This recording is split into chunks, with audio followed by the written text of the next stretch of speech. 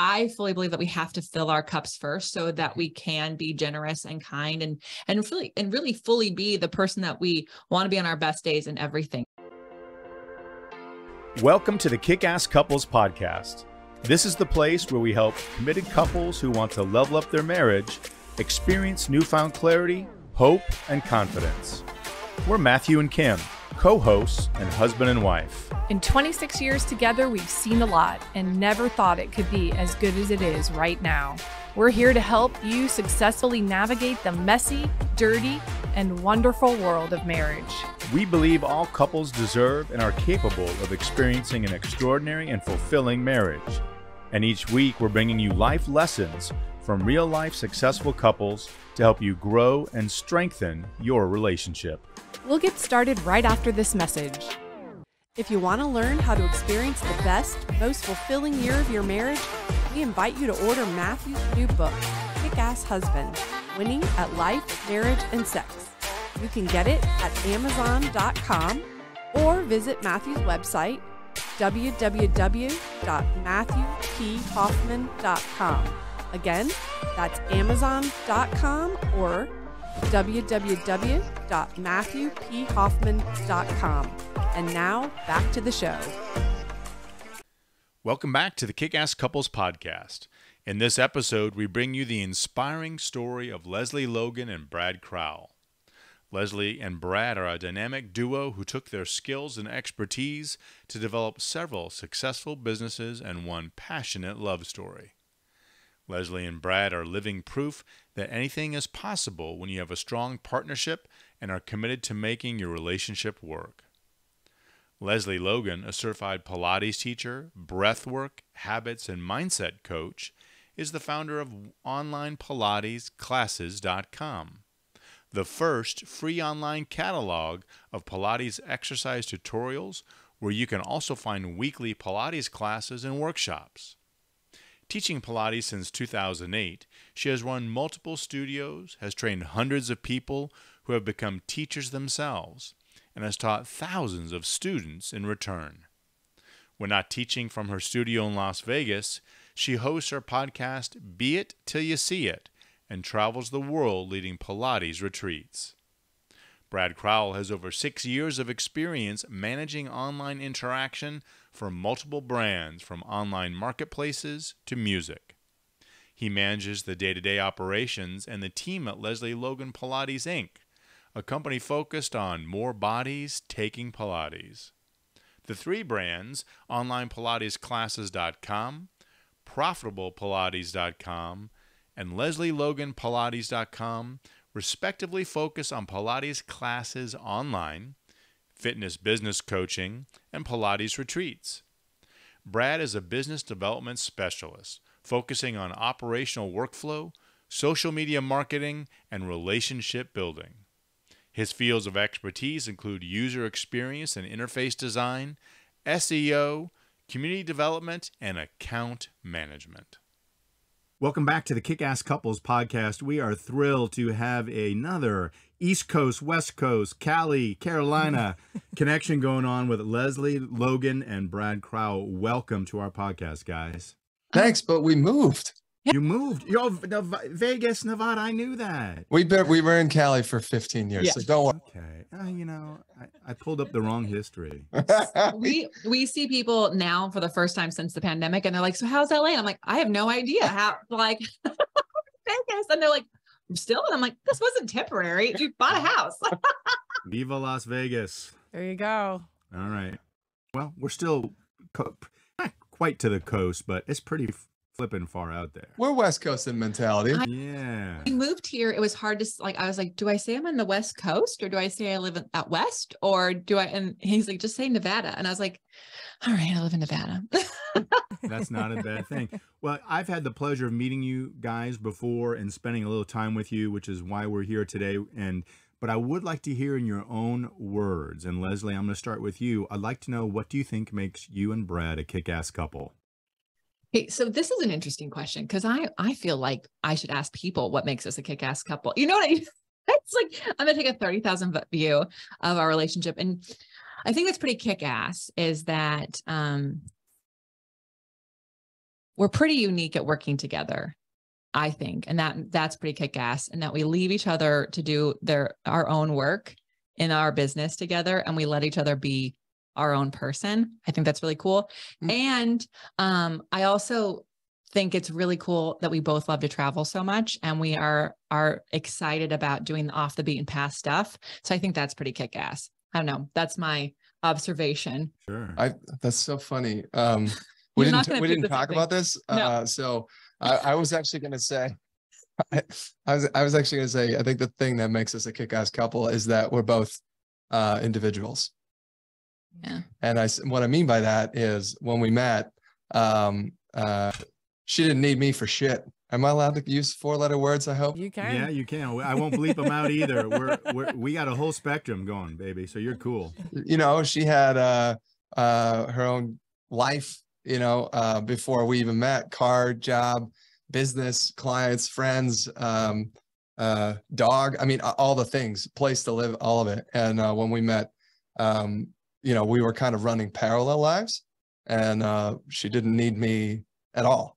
And I think that's partly how our relationship blossomed, was because there was like effectively very little dependency, and it allowed us to just be friends. Yeah. And we did that for a while until I broke my leg, and then he had to move in because I couldn't. Oh.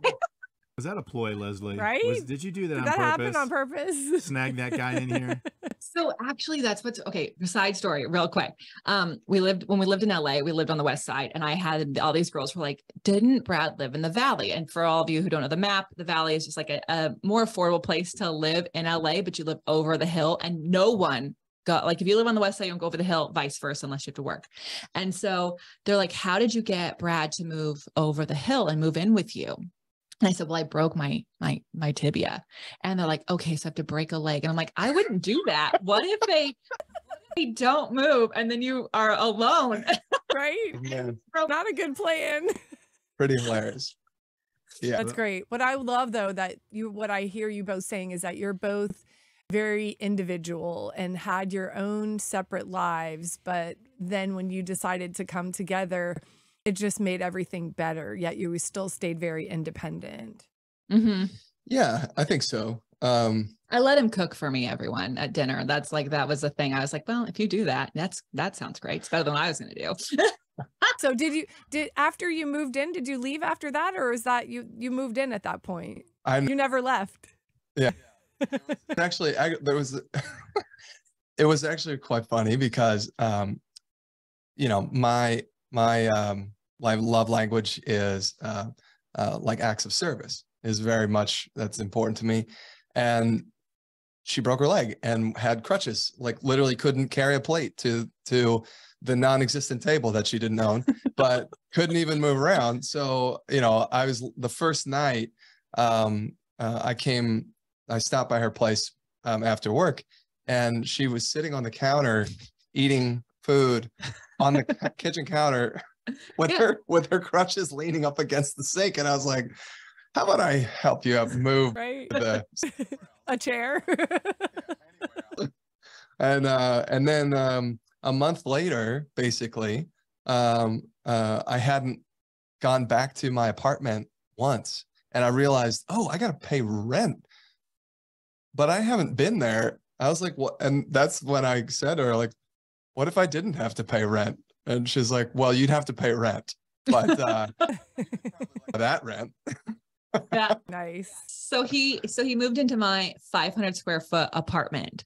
So I had been living there for a year, and then he moved in. So we lived in that place together 6 years. 6 or 7. 6 or 7 years. Wow. And so maybe what makes us kick ass is we can live in 500 square feet and on the house we live in now, and it's all good. Yeah. We still love each other. Yeah. That's huge. I'd say that makes you very kick-ass. Trial by That's fire. a I small love that. space. That's great. Yeah. Dogs. We had 2 dogs. Well, I want to take you guys back a little bit. I want to talk a little bit about your histories, because I believe that we are the product of the people who raised us in many cases. And so I'm curious, Brad, what did love look like in your family when you were growing up as a child?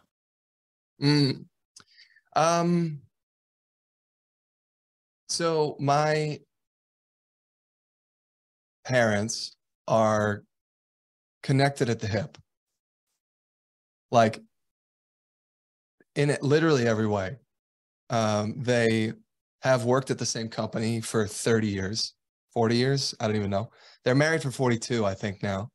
They, commuted, ate lunch together, commuted home, cooked dinner together, like I think my dad would like mow the lawn. That was they were like separated by, and so I don't know. I just grew up in a very family, community-based home. And so my expectation of love was, oh yeah, once you got a partner, you literally do, you probably breathe at the same time. I mean, that was my understanding of a relationship. And that didn't work for me. And I had a very messy previous marriage. And from that, I think it made me look at myself and evaluate all of those kinds of things. And, one of the things I always talk about is like, we argued over the dumbest stuff. Like where does the knife block go on the kitchen counter? Because, it's better for cooking over here. And it became a big fight. And like, after you go through a divorce and you're analyzing every conversation you ever had, you make decisions. And I decided that shit did not matter. And I don't know why I made as much of a deal out of it as I thought, as I was previously. And so I kind of upended most of the things that I had, learned and expected from my childhood, I think. And how did your parents model love for you? What did it look like? Were they affectionate with each other? How did they express their love with each other? Yeah, I think my parents kissed like my grandparents. It was like a little like, and maybe it was on the cheek. Like, I mean, I hardly remember seeing my parents being physically intimate in front of us. They were there, they would touch each other, like shoulder kind of thing, or maybe holding hands. Sometimes every once in a while a hug, but there was nothing playful about it from our perspective as kids. It was very proper, if that makes sense. Mm-hmm. From kind of a traditional perspective. I remember a couple years ago being back home for Christmas, and I watched my grandmother and my grandfather kiss each other, like just a peck. But I remember like nudging my brother and going like, I don't think I've ever seen them kiss in my life. Wow. That was the first time. Yeah. How about for you, Lesley? How was love modeled for you when you were a child? Pretty much the opposite of his. So my parents were not really connected to the hip, although my mom wanted it that way. She was very codependent in her love. And my dad was like trying to be very independent. His parents did not show love or tell him he was loved or hold him or anything.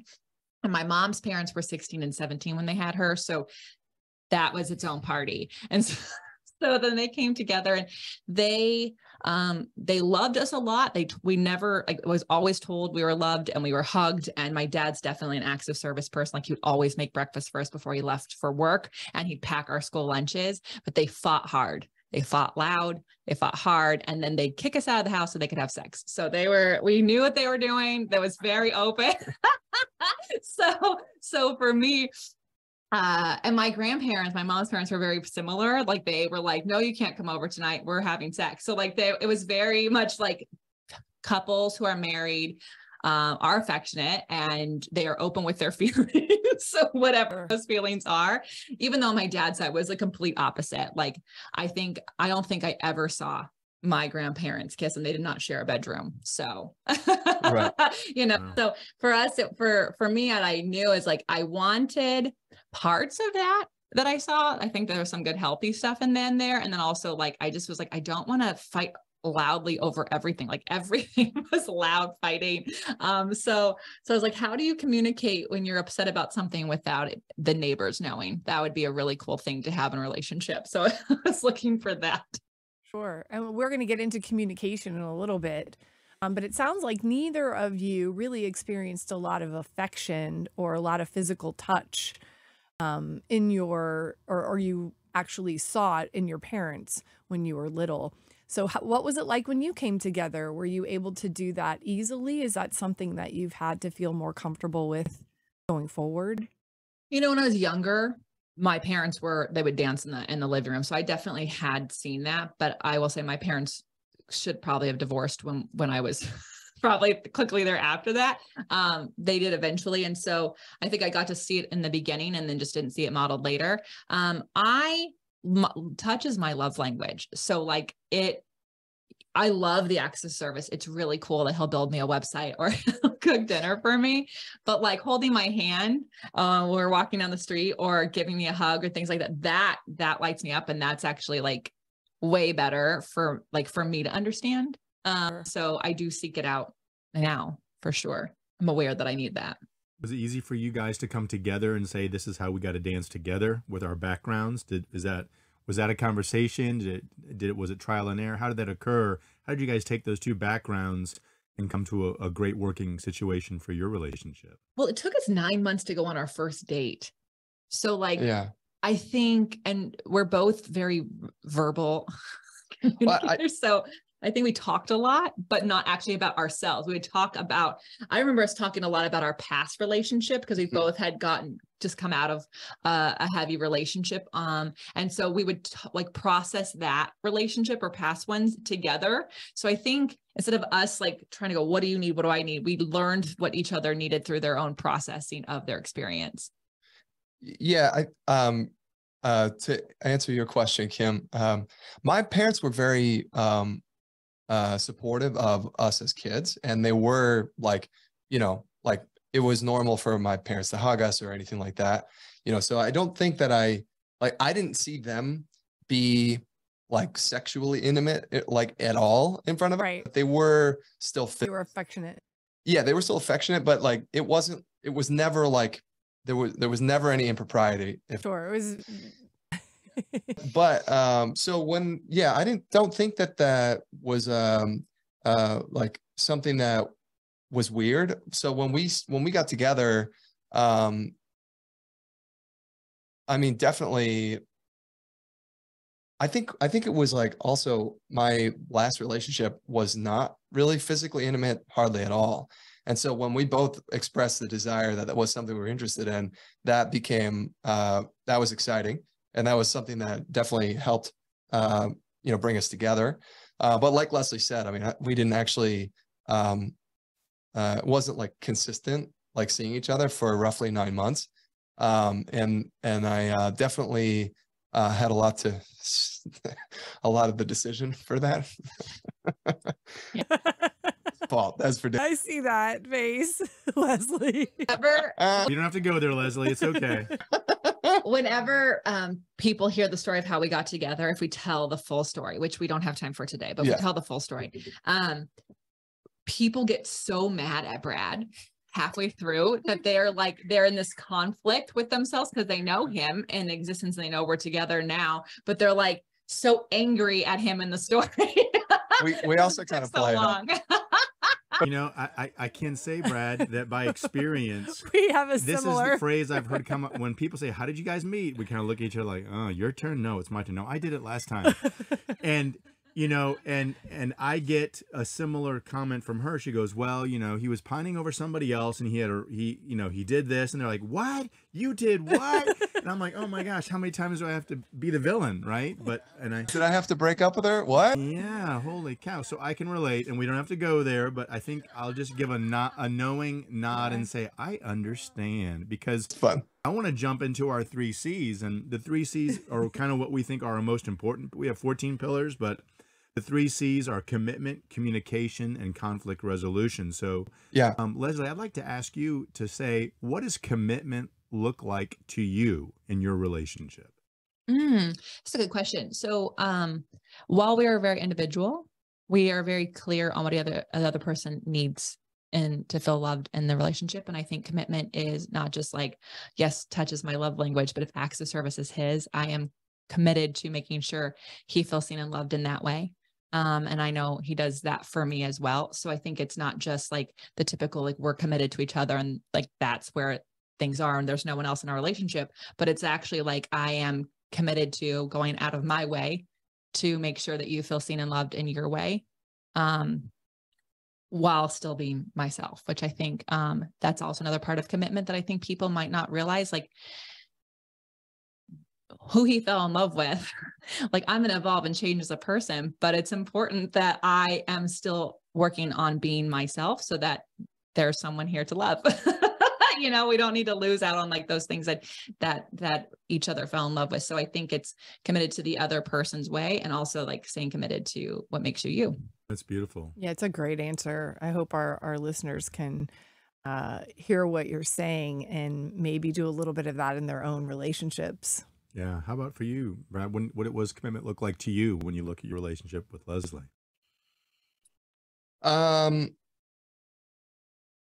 I've always considered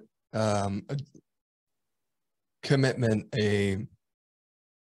it's like kind of part of morality and a decision, you know, where ultimately we all are in relationships. We all know that things aren't always perfect. But you made that decision. That's your commitment, right? And there's a reason, because you both want to go somewhere together in life. And I think it's worth talking about those things again, especially, I mean, we've been married for 7 years now. But I know very early on, I remember thinking like, my personal goals in life were not exactly the same as her personal goals in life, but there was kind of like a parallel direction that we were going, and it made sense to mesh them because, you know, it was like, for example, I was a touring musician and I was actually like in and out of town all the time. My favorite drug of choice is travel.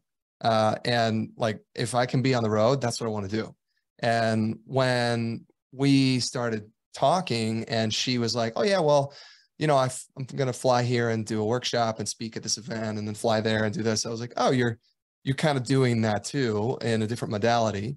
And very early on, we realized like what would be an ideal life for us would be to work from anywhere. And so when we first got together, it was like, okay, cool. You know, that's an amazing thing that would make me want to live life. And so it was more than just like this emotional connection that this commitment was made towards. It was about living this life together. And so it's like, it's more than just the feelings of it even. And so when I think about the commitment, I think of all, I consider, you know, everything that's a part of that and how good we have it, how good I have it, especially when I compare it to my last commitment, which really plagued me when that failed. So, yeah. When it comes to creating a kick-ass marriage, do you ever wonder what you could be doing better? Have you ever thought how helpful it would be to be a part of a like-minded community of other imperfect couples who want to level up in their #1 relationship? Come visit Kickass Couples Nation, where you can talk with people just like you who are looking for ways to invest in and increase their joy, commitment, and fulfillment in their most important human relationship. You'll have access to a team of licensed marriage therapists, coaches, articles, podcasts, live webinars, and more. Just visit MatthewPHoffman.com so you can learn more about a community that's ready to help you level up. That's MatthewPHoffman.com so you can become of the growing Kick-Ass Couples Nation right now. About communication, let's talk a little bit about that. It's really vital in a relationship, as we well know. Tell me a little bit about how you all communicate and what communication looks like in your relationship with each other. Yeah. So I think we have different communication styles in a lot of ways, mostly because I'll often think something so much, I'll feel like I've told him already. And usually I have. sometimes I'll start the thing halfway through the thought and he's like, I don't even know where you're at. Oh, I was like, oh, you weren't there at the beginning of that conversation. Let me bring you back to it. But so we joke about it, but we, because we both had our own careers when we first started dating, and when we got married or started to plan our wedding, he was a project management tool for us to plan the wedding in. So we actually started working on communication back then. So it's like everything at the wedding happens in this tool, and that's where we communicate about it. And so that actually started this interesting way of like, we try really hard not to text each other about work unless it's like urgent, like, hey, did you see this thing? I need you to do this thing. We try really hard to keep the text messages about us and family and friends. And then we try to keep all of our communications with work in the appropriate channels so that we can have time away from work and time together. And so that is, I think it's a different way of understanding communication style, but I think especially for people who work together, if you're listening to this, like having separate places where work conversations happen versus life conversations is really key. The other thing, we used to do this a lot and we have to bring it back, but we have white counters now and I don't trust colorful Post-its, but we used to leave Post-its for each other to communicate like a thought or a love note or something like that.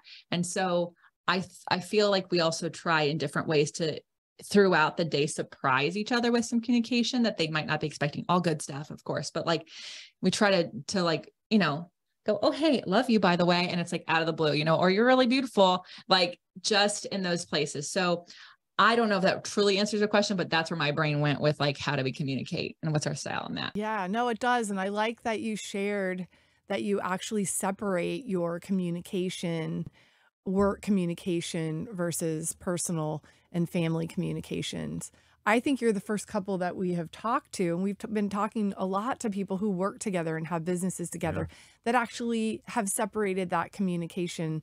And I think that's an interesting concept. And so I'd like to know, do you feel like that's really worked for you? Has that been a benefit to you? Oh, 100%. I'm gonna jump in and answer that. Yeah. My past career was like the highest amount of stress that was all unnecessary. And it was so, and I would get texts like all day, you know, at night, day, there were no boundaries, nothing like that. And it made me dread looking at my phone. Like always, if my phone rang, my heart would jump, you know, and it was like, I can't operate like this. I'm going to die at like 45 if I keep functioning like this. And so when we, that was one of the things that like when we were planning the wedding, it was like, well, we both were working pretty long hours at the time. And so we had this project management tool, and that allowed us to spend the time that we did have together to, instead of like, you know, did you order the balloons kind of a conversation, we could just hang out together and spend time together because we knew that that communication was already happening somewhere. And it was like, once we succeeded with that, we planned and executed the wedding in 4 months. It was just kind of the next most obvious step when we eventually started working together. I mean, we even had a Slack channel just for the two of us. Like we had created our own Slack, and it was like anything that has to do with bills and running our household, we should do that in Slack. And then that way we could text each other fun things. Yeah, that's awesome. Great idea. Love that. Yeah, it made it so I didn't have to stress out when I looked at my phone. So yeah. Nice. Yeah, those triggers are no fun. So we talked about commitment, a little bit about communication, and then there's conflict resolution, because, you know, as strong as you think you are, as much as you love that person, there's going to be differing of opinions or just flat out disagreement. Like, that's the stupidest idea I've ever heard, right? And so when those conflicts or disagreements arise in your relationship, Brad, I'd love for you to answer this first. How do you guys deal with conflict or resolving things when you guys don't see eye to eye? I think that well, let me just speak to myself here, but this comes back to being two individuals, right? And I think, well, I will speak for her. I think we both demand respect from each other from that, you know, that sense. And I think that when you're married, or even just longtime friends, you forget. It's easy to forget that people are, you know, it's still a person. It's not like, you're not like, you know, you're not one everything, you know, you're still like, hey, wait a minute, you know, you're not respecting my time. You're not respecting my, you know, whatever, dinner, life, conversation, like whatever. And I think, or we make assumptions for the other person. And, you know, that gets the hair on the nape of my neck up sometimes. And so when that has happened, I've made a point to say, hey, wait a minute, I don't like that, or I don't like how you talked to me, or I don't like this kind of a thing. And I know, I mean, also she has done similarly, but I know that because we made a commitment to each other, it's allowed us to be like, oh, okay, hold on. Let me actually evaluate that. Like, what do I really want here? Do I want to be right in this exact situation, or they're calling me out on this thing? And like, is that the important thing? Or is this commitment that we made to each other the important thing? And am I willing to take a deep breath and like reset and decide, like, you know, this thing that they're, you know, pushing back on me on, like, am I right on this, or can I change the way I'm thinking about that? Well, and I think it's usually like, it's either in the moment or as close to appropriately in the moment. So if you're like, out, hey, when you said that, this bothered me and this is why, we do that.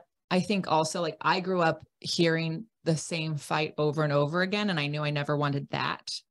or a parent would wait until there was like 17 things to fight about, and then they'd bring them all. They just like, and then like it was, and there's this, and there's this, and there's this, and it's like, that isn't also helpful. So I wanted to make sure that, like, when something bothered me or upset me, that I brought it up as soon as I could, so it was close to the actual event. Because like, if you don't, people be like, what are you talking about? That was like 4 days ago, and you've been acting like everything's normal. You know what I mean? So I try to do it pretty close. And then before I do it, I try to make sure, like, what part of it is just activating something from my life that wasn't that person's fault, and like, how do I handle that myself? And what part of that, like, was like, actually, no, that like you actually wasted my time there, or I felt like you weren't like paying attention to me, and try to do it in the moment, and then not bring up other things or other times when you've already dealt with them. You know, it's like, well, and you did it and 2 years ago, and you did it last week, and you did it last month. I try to like keep it about that, so that you can actually resolve the conflict and move on to the next thing. And so it's not waiting until things boil up. I think that's also just really important. Maybe we work together, y'all. Like, we can't, like, you can't really be mad at them and then go in a meeting about Pilates. Like, it doesn't work. So like, we kind of have to deal with it as it comes. Otherwise, the whole team is going to be like, what's going on with them? Sure. And that's great for our listeners to hear, because I think we can all get into a very bad habit of bringing that person back to the judgment place over and over again for an issue that might have happened years ago, right? Let's move on from that. Let's not bring it up again, and let's deal with things as they come up, and sort of nip it in the bud right then. Yeah. Huge. I used to hear, I remember this, I don't remember where I heard this, but it was like some advice about, don't let the day finish without resolving the conflict. You know, don't go to sleep angry, effectively, or whatever. Right. And I'm like 90-10 on that. Like, sometimes it's like, okay, like, it's better just to wait.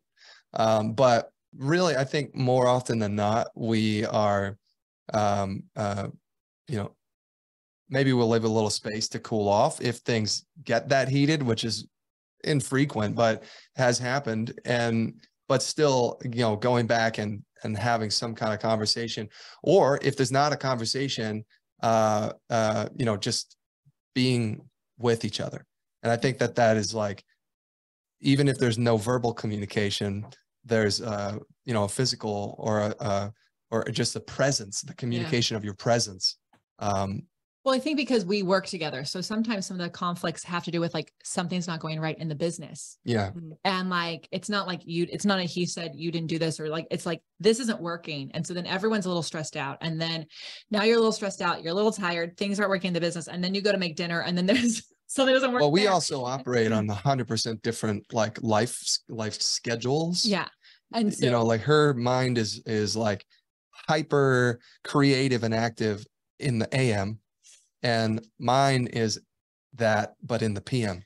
Yeah. And so if we like if she comes in, she's like, I have this idea, blah, blah, blah, blah, blah. And I'm like, I need coffee. I can't even process what you're saying. And then on the flip side, she's like, I can't think right now. It's, 9 o'clock.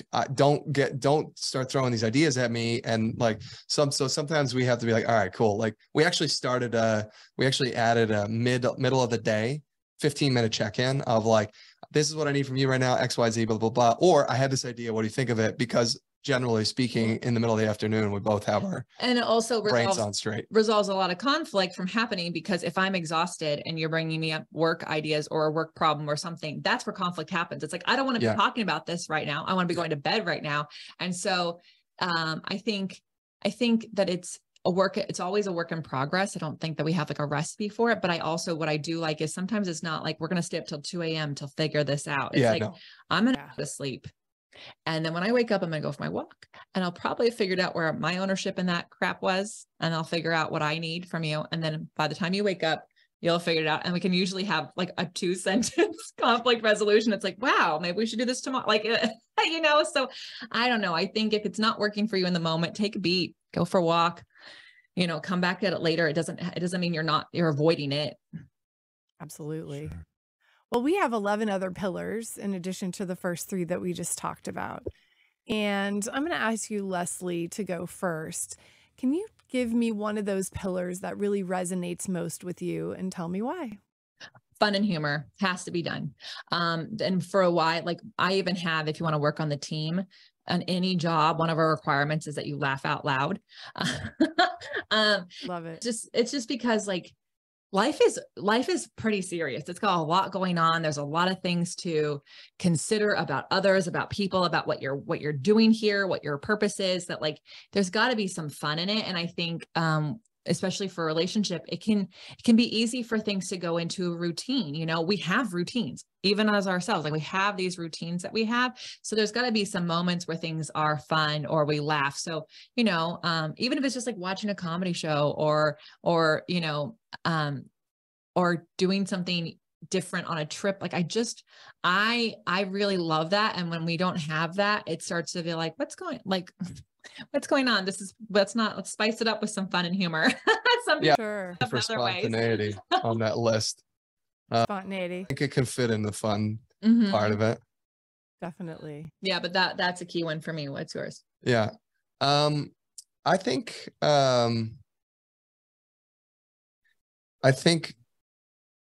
patience. I'm not sure. I'm not. Married the most impatient woman. Yeah, but that's not true. That's not true. I think that so we are massive proponents of a character test called Clifton's Strengths Finders. Yep. Or familiar with it. Well, yeah. Yeah, Clifton Strengths. It used to be called Strengths Finders 2.0. I don't know. They rebranded and now it makes no sense. But I've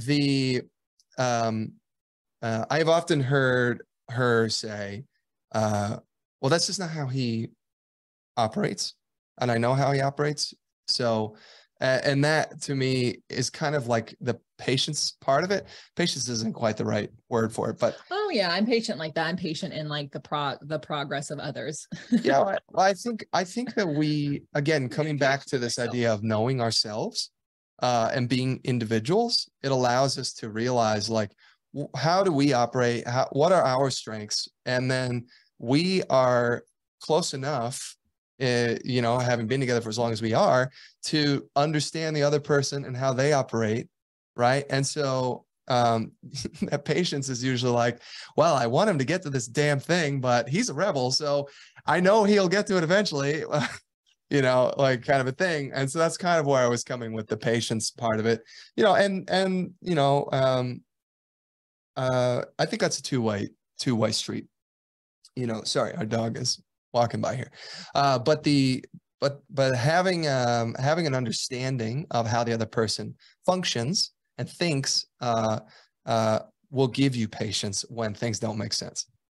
Sure. So that deeper understanding and the trust, to trust if they say, you know their heart, you know who they really are. And if you can trust them and be patient in that. It's one thing to be patient and something never happens. You're like, okay, well, I waited and waited and I waited in vain, as opposed to I waited and eventually it happened, so I can trust and that I can have that patience. And that, so Well, lots of comments on that. I think that comes back to communication. Sure. Like if you're waiting and waiting and waiting, hoping that they'll change or whatever, and like more likely than not, there isn't like a clear communication about the thing, your expectations. Expectations is, I think that's part of my top 3, actually, expectations. Because when you're clear on your expectations with each other, then what you're getting, and because you've communicated those things clearly. And it saves you so much conflict. It saves you so much anxiety, because you're not hoping that something will happen, Right. Well, when we were dating, when we actually decided to commit to each other and date and not date other people. Which was an actual conversation. It's an actual conversation. Like, we're going to just exclusively see each other now. And he said, I want us to just try out dating just the 2 of us, but don't ask me about marriage. And I said, well, I want to get married someday. And if you ever realize that that's not an option, then you have to break up with me. Please don't wait for me to break up with you. Please don't waste my time. I'm not going to be this young ever again. So absolutely, just do me a favor and break up with me. And so, I thought that was massive that, that she stuck up for what she wanted. I don't know that I've met anyone else who would have been willing to actually draw a line in the sand. I was not going to wait and hope for him to change his mind. No, I was like this. My prerequisite was don't push me. And that was literally my prerequisite. But there was a caveat of, I've always seen myself getting married. But if you push this, if it's not organic, it will not happen. But I'm open to it happening. So let's explore that as we grow closer together. But just the simple fact that when I said, don't ask me about this, she said, well, hold on, this is my expectation. Sure. Then it allowed me to understand that, even though I was adamant that don't push me here. So, yeah. Communicating those clear expectations sounds like something that was really important to both of you in the beginning. Yeah, and that's honesty and that's trust. And we talked about hope earlier, and I think the most dangerous drug in the world is hopium, right? Because we all go, "Ooh, I hope." You hope. Well, that means you're thinking something's going to magically happen with no specific cause, reason, or commitment or investment. It's just it doesn't. You're lying to yourself. And so I'm not a believer of hopium.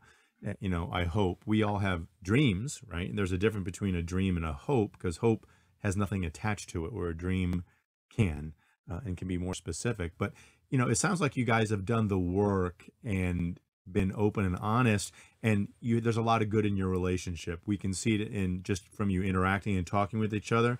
I know from the success and growth of your business, the camaraderie and the laughs that you have. How has the good? Kim and I believe in a concept called overflow thinking, and we think when our relationship is strong and firing on cylinders and so much good is happening, it can't help but overflow to other areas of our life. And that this relationship is kind of the foundation of everything else. It's not just that thing that's over there on the side. So how have you seen, Brad, your relationship with Lesley overflow into other parts of your lives? Well, I think it's an interesting question the way you pose it, but I think that because there's a lot of irony in what I said already, that the way my parents, is connected at the hip. They still are. That's how they function. And Lesley and I still try to carve out time for ourselves in our relationship. But when it comes to overflowing, our relationship, it's our whole life. We work together and we live together and we travel together and we work out together. So we're definitely, if our, there's there's few parts where like I could go and stew on something where like if I do that, I'm intentionally leaving the house on purpose, kind of a thing, so that I can get some space, but the way we function in our personal relationship is pretty much how our business is run too. Sure. It's just a natural extension of who we are. So I think I hope our team enjoys the fun that we like to have in life, but that just happens also in the business, is because it's just the way we function. Sure. Yeah. So I love this question. I think it's very interesting because I actually tell people all the time that like, you can't pour from an empty cup. And in fact, if your cup is half filled, it's even worse, because if someone bumps you, or like someone cuts you off when you're driving or something like that, like you feel like you're going to spill this last drop and you're not even sharing. Someone's like, oh, can I have a sip? It's like, no, I only do you see how little I have? And so like, I fully believe that we have to fill our cups first so that we can be generous and kind and really fully be the person that we want to be on our best days and everything. And so I think that if your cup is full and their cup is full, then as a relationship, the cup is full. And that's the only way that it can overflow. So if he is running around with a half filled cup, I'm like, can you go take a nap? Like, you should go sleep, because you're going to take some, you're not in a good, your cup. You're not going to show up well for the team. Yeah. I think actually that's an amazing point is when we both are operating at full steam, then those things can spill over into the team. But if she's like in a good place and I'm like, a zombie because I haven't slept or something, then it clearly affects everything, not just the team, but also us. So I think first, like, things spill out over into our team because of the first people that we probably talk to on a daily basis. Yeah, pretty much. Always. But then I actually, like, because everything I do is to help our members, really truly see how they can do their life better. I know, just because I'm a creative person, like, we have to be overfilling for those moments to happen in a way that is organic and authentic. Because if I am trying to do it from a place of like, we're not overflowing, we're like, the gas tank is on empty, everything feels harder. So I think it spills out first to our work, because that's what we do together. And then it goes to the people that are engaging with the work that we do. And then occasionally, because my family lives here, they get some of it too.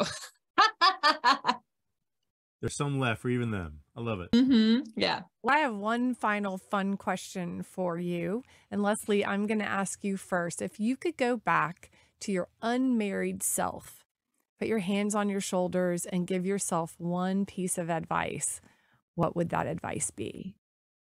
My unmarried self, like before all this. Before all this. BB, yes. before Brad. Gosh.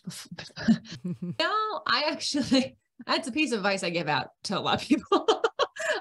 Stay single longer than you think. And be a lot more picky about the people that you are in a long-term relationship with. Homegirl used to write a dating blog, so she's got lots of advice. I thought you were going to say try on lots of jeans. Oh, the jeans thing. Yeah. I know. That was the advice I did give myself, which is like, basically, like, if people say that, oh, that person's not my type, and it's like, your type's not working for you, otherwise you'd be married to it. Like, so like the type of jeans that like I was wearing, maybe they just outgrew them, or they no longer look good on me, or they're not that they're not stylish, but they just don't flatter me as well. And so I went on a dating thing where I dated all types of jeans, and his were just the skinny ones. I was like, I've never dated skinny jeans before. We'll try that. Which So the skinny jeans won. Yeah, they did. Yeah.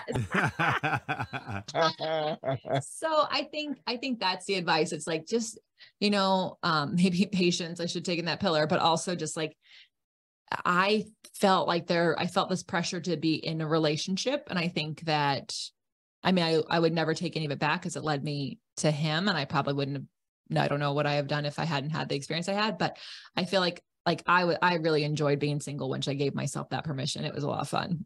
So I hear you saying to our listeners, be patient.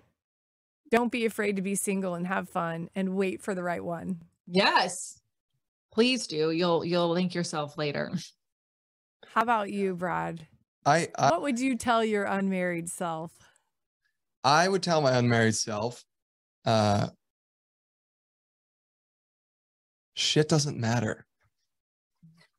Most of the things that we get pissed at each other about, not her and I, but like thinking back to dating before and then my past relationship, the things that I thought were like imperative, like not important at all, right? Like, what color is the car? Who gives a shit? You know, that stuff does not matter. It's not going to be make it or break it. And if it is, that's a problem, you know? And I think that comes back to what we were talking about with the individuality. You know, you've met and potentially married someone who is unique and they're individual. But if we've got this list of expected changes that they're going to make for you, you're doing it wrong, because if they change the way that you expect them to change, then they're not going to be the person that you fell in love with. That's exactly right. Your molded thing that you somehow preconceived, and it's going to take the joy, the fun, the excitement out of it. You are with someone who is unique. Remember that. And sure. So they have quirks. We all have quirks, you know, and those things make them who they are. Right. Or the other thought is, oh, I can fix that, or I can fix this in that person. The reality is you are not going to be able to do that. Piece of advice. I resonate with that. Yeah. Love it, Brad. I mean, I say if you're not happy thinking it's as good as it's going to get the day you're committing, then it's not good enough. Because if you don't love it just the way it is and you're not fulfilled and excited, we have seasons and we change and we become, yes, there's ebb and flow, no doubt. But it's not, well, it'll be great when they ... say this, do this, wear this, be this, help me this way, help me, whatever it is. You got to just love who they are, that uniqueness, because those flaws, those quirks are part of the things that make them who they are.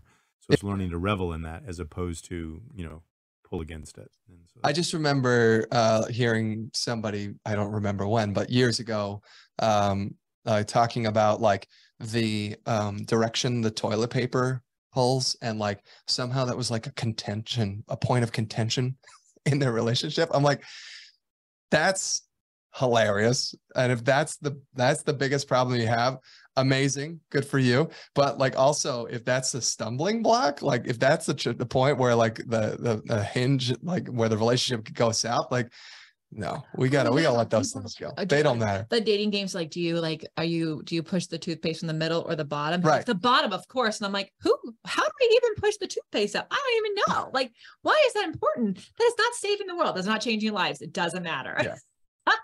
Well, you guys, I think, have a fantastic comprehension, understanding, and expression of what's important and what's right. And it's been fun to talk to you about how you've gotten there and to share some of your background and experience. If people want to learn more about the two of you and what you do, where do they go, and how can we tap into that? Yeah. So if you want to hear us, then you can listen to the Be It Till You See It podcast. Brad comes on the recaps to talk about the guests that I interviewed that week.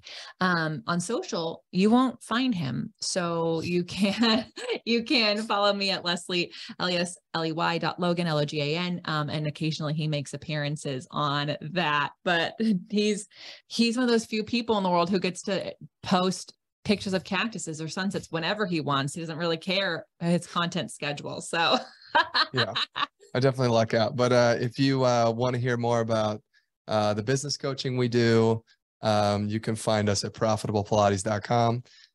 If you want to find out about the online Pilates classes, go to onlinepilatesclasses.com.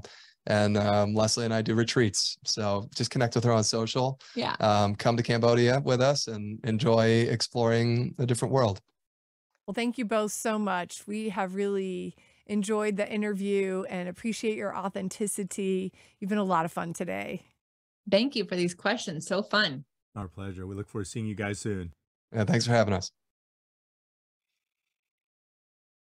That's all we've got for this episode of the Kickass Couples Podcast. If you like the content of this show, you'll love Matthew's newly released book, Kickass Husband: Winning at Life, Marriage, and Sex. To receive a digital mini book of quotes and images from the book, all you have to do is rate this show and leave a review in Apple Podcasts, Spotify, or wherever you tune in to listen. Then email us a screenshot of your review at podcast@kickasscouplespodcast.com, and we'll get it over to you right away. Until next time, remember, happily ever after doesn't just happen, it's on purpose.